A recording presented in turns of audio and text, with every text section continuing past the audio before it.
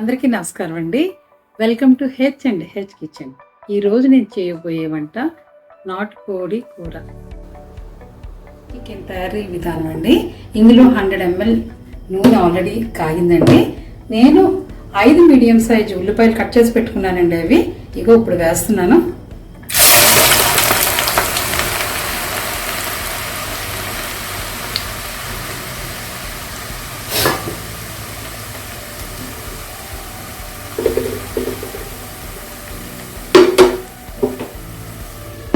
ఇలాగా ఒక 5 నిమిషాలు మూత పెట్టుకుని ఉంచుకోవాలండి. ఉల్లిపాయలు చూసారు కదండి. ఇప్పుడు 5 నుంచి 8 మినిట్స్ అయిపోయిందండి. నేనైతే 8 మినిట్స్ వరకు ఉంచానండి. కొంచెం గోల్డెన్ కలర్స్ వస్తున్నాయి. చూసారు కదా, గోల్డెన్ కలర్ వచ్చాయి. ఇప్పుడు ఇందులో ఆల్రెడీ నేను 1.5 దేశీ చికెన్ తీసుకున్నానండి. ఇందులో మ్యారినేట్ చేసేసాను. అల్లం వెల్లుల్లి పేస్టు, తర్వాత పసుపు, ఉప్పు వేయకూడదండి ఎట్టి పరిస్థితుల్లో. ఫస్ట్ స్టార్టింగ్ ఉప్పు వేయకూడదండి.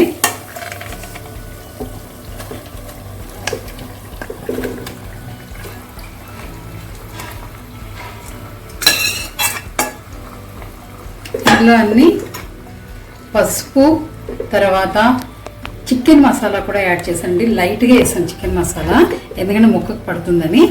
ఇంకా ఇది మనం ఒక 15 మినిట్స్ అలా మూత పెట్టుకొని ఉంచుకొని తర్వాత కుక్కర్లోకి మార్చుకొని ఒక 4 విజిల్స్ వచ్చిన తర్వాత మళ్ళీ నార్మల్గా ప్రాసెస్ మీకు చూపిస్తానండి. నార్మల్ ప్రాసెస్ చేయాలి. ఇది 15 మినిట్స్ అయితే ఇలా ఉడుకుతూ ఉండాలండి.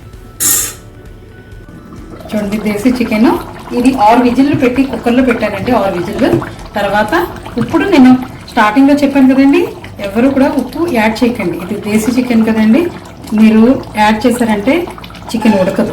అందు గురించి లాస్ట్లో యాడ్ చేయాలి. నేను వేసాను. 2 స్మాల్ టేబుల్ స్పూన్ వేసానండి. ఇప్పుడు కారం కూడా ఇప్పుడే యాడ్ చేస్తున్నానండి.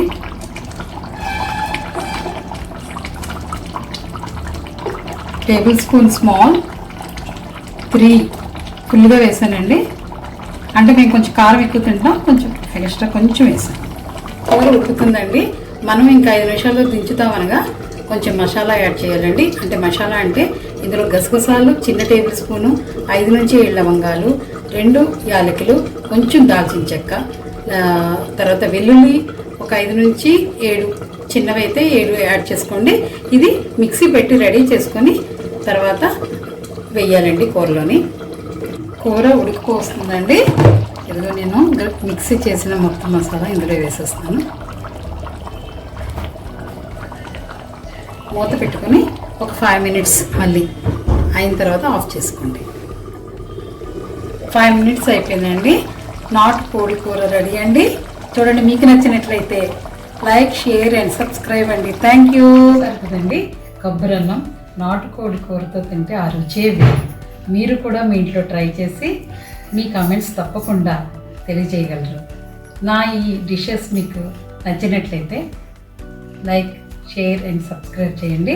మళ్ళీ కొత్త వీడియోతో మీ ముందుకు త్వరగా వస్తాను. Thank you.